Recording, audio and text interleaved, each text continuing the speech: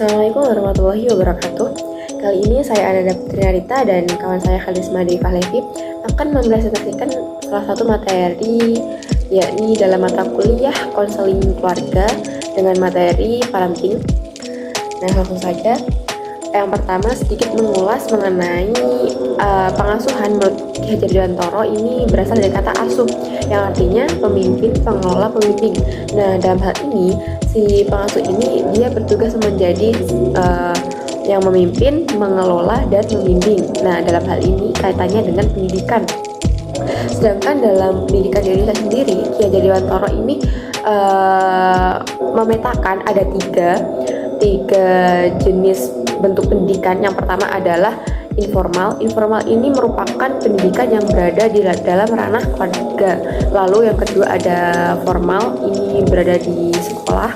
Yang ketiga ini non formal, yakni berada di sosial masyarakat. Nah, yang selanjutnya adalah pengertian parenting sendiri. Pengertian parenting sendiri merupakan pola asuh orang tua terhadap anak, meliputi memenuhi kebutuhan fisik, yaitu makanan, minuman, dan juga memenuhi kebutuhan psikologi, yakni kasih sayang, rasa aman, serta bersosialisasi dengan masyarakat sekitar agar anak bisa hidup selaras dengan lingkungannya. Nah, dalam hal ini orang tua memiliki peran penting dalam pertumbuhan maupun perkembangan si anak, karena sebagian besar dalam kehidupan si anak ini mereka lebih berpengaruh itu dengan bagaimana pola asuh orang tua sendiri. Nah, yang selanjutnya adalah konsep parenting. Konsep dasar parenting ini merupakan konsep di mana orang tua sebagai pembimbing, pengasuh anak-anaknya, memberi contoh yang baik kepada anak-anaknya dari perilaku yang diajarkan setiap hari, kemudian cara berbicara dan lain sebagainya. Satu hal yang penting untuk dipahami adalah tidak ada orang tua yang sempurna, karena kesempurnaan hanya milik Allah. Ya. Nah, tapi semestinya dalam hal ini orang tua harusnya memiliki greget ataupun rasa supaya si anak ini bisa tumbuh dengan baik, berkembang dengan baik, tumbuh dengan rasa kasih sayang yang cukup, dan semestinya ini akan mempengaruhi bagaimana karakteristik si anak ketika dia sudah tumbuh dewasa, seperti itu. Lalu selanjutnya adalah beberapa konsep parenting. Ini ada 4. Yang pertama ada responding, kedua monitoring, ketiga mentoring, keempat modeling. Nah, yang pertama ini responding. Responding ini merupakan bagaimana si orang tua merespon ataupun bagaimana memperlakukan si anak. Nah, hal ini sangat berkaitan, sangat berpengaruh tentang bagaimana si anak menerima respon atau menerima perlakuan dari seorang tua ini nanti, yang ini bisa berpengaruh juga kepada karakteristik si anak. Lalu yang kedua adalah monitoring. Monitoring ini merupakan bagaimana pengawasan atau bentuk pengawasan orang tua terhadap anak. Nah, yang selanjutnya adalah mentoring. Mentoring ini merupakan bagaimana pembimbingan dari orang tua kepada si anak supaya anak ini memiliki karakteristik seperti apa yang diinginkan orang tua. Tapi dalam hal lain, seharusnya orang tua ini tidak memiliki ego yang begitu besar untuk anak ini mampu menjadi apa yang orang tua inginkan, tapi seharusnya juga memperhatikan hal-hal lain, seperti ketika sebelumnya orang tua ini sudah memonitoring, nah seperti apa sih sebenarnya karakteristik yang cocok untuk anak ini, atau seperti apa sih karakteristik yang sudah terlihat dari anak ini. Dan untuk mentoring atau pembimbingan itu bagaimana penyesuaian juga dari orang tua untuk mengarahkan, membimbing anak ini menjadi yang lebih baik, lebih ke arah yang lebih baik. Nah, yang selanjutnya adalah modeling.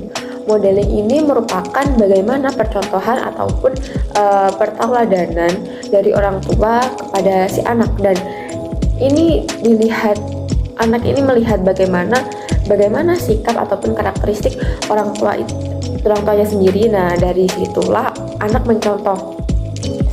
Selain itu, kekonsistenan dari orang tua ini juga diperlukan supaya si anak juga merasa semakin yakin bahwa percontohan yang baik dari orang tua ini inilah yang seharusnya dia contoh dan dia lakukan. Seperti itu. Selanjutnya akan dilanjutkan oleh kawan saya Harisma. Baiklah, di sini saya akan melanjutkan presentasi dari teman saya Mbak Sandra. Sekarang kita akan membahas tentang tujuan parenting. Apa sih tujuan parenting itu sebenarnya? Tujuan parenting itu menurut para ahli untuk individu masing-masing mungkin berbeda-beda. Nah, di sini tujuan parenting itu bisa dibilang sebagai wadah komunikasi antara orang tua satu dengan orang tua lain dan praktisi pendidik sehingga dapat bertukar pikiran atau bertukar informasi dalam hal mendidik anak untuk menjadi generasi yang berkualitas di masa depan.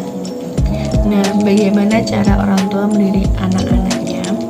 Pola pengasuhan yang bagaimanakah yang diperlakukan untuk orang tua dan calon orang tua nanti? Tentu saja pengasuhan yang tidak sekedar hanya mengajar target yang memenuhi dalam hal perawatan, membimbing, atau untuk mengejar keinginan orang tuanya saja atau masyarakat, seperti kemampuan dalam membaca, menulis, berhitung secara maksimal, tetapi pendidikan yang sesuai dengan pertumbuhan dan perkembangan anak tersebut. Jadi pengasuhan bagi anak itu harus sesuai dengan perkembangan atau pertumbuhan anak di usianya tersebut. Jadi tidak ada pemaksaan ketika anak masih berusia dini. Dia harus pandai membaca, dia harus pandai menulis, harus pandai berhitung, dipaksa oleh orang tuanya karena orang tuanya itu melihat bahwa teman-temannya sudah bisa membaca, menulis. Nah, seperti itu. Itu hanya memenuhi hasil orang tuanya. Namun anak tersebut memang belum waktunya untuk berkembang dalam tahap tersebut. Senada dalam hal tersebut, Rasulullah SAW pernah menaruh perhatian yang sangat besar terhadap proses pertumbuhan anak. Semasa masih kecil, bagi anak normal maupun berkebutuhan khusus sekitar umur 0 sampai 5 tahun, Rasulullah menyuruh para orang tuanya untuk membimbing dan memberikan pendampingannya setiap hari untuk anaknya, semisal dengan memberikan bimbingan tentang akhlak, etika, sopan santun, budi pekerti, serta keteladanan agar anak mewarisi sikap-sikap terpuji yang diajarkan oleh orang tuanya. Pola asuh anak dalam garis besar dapat didefinisikan dalam 3 macam. Yang pertama yaitu pola asuh otoriter, yang kedua pola asuh primitif, yang ketiga itu pola asuh demokratis. Kita akan bahas satu persatu ya. Nah, yang pertama yaitu pola asuh otoriter. Pola asuh otoriter merupakan pengasuhan yang dilakukan dengan cara memaksa, mengatur, dan bersifat keras. Orang tua menuntut anaknya agar mengikuti semua keinginan orang tuanya, padahal itu bukan keahlian dari anaknya tersebut. Nah, jika anak melanggar atau tidak mau mengikuti keinginan orang tuanya, akan diberikan hukuman atau sanksi. Hal ini akan mengakibatkan terganggunya psikologis anak. Anak tersebut akan stres, depresi, dan trauma terhadap hal-hal yang bersifat memaksa. Dan tipe pola pengasuhan tersebut memang tidak dianjurkan untuk pola pengasuhan anak-anak. Yang kedua yaitu pola asuh primitif. Pola asuh primitif ini memberikan kebebasan terhadap anak. Jadi anak itu diberikan kebebasan tapi tanpa bimbingan orang tuanya. Jadi sedangkan bisa dibilang orang tua itu kurang peduli terhadap perkembangan dan pertumbuhan anak atau kegiatan anak yang dilakukan setiap harinya. Pola pengasuhan ini dapat mengakibatkan anak dan orang tua itu hilang komunikasi dan membuat keegoisan antara anak tersebut. Jadi disitulah hubungan orang tua dan anak itu akan renggang.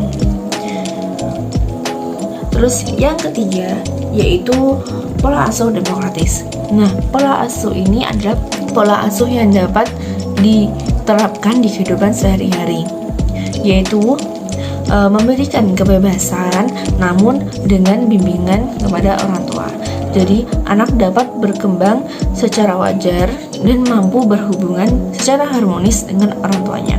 Jadi anak akan bersikap terbuka untuk masalah apapun dan bijaksana karena adanya komunikasi dua arah. Sedangkan orang tua akan bersifat objektif, perhatian, dan memberikan dorongan yang positif kepada anak.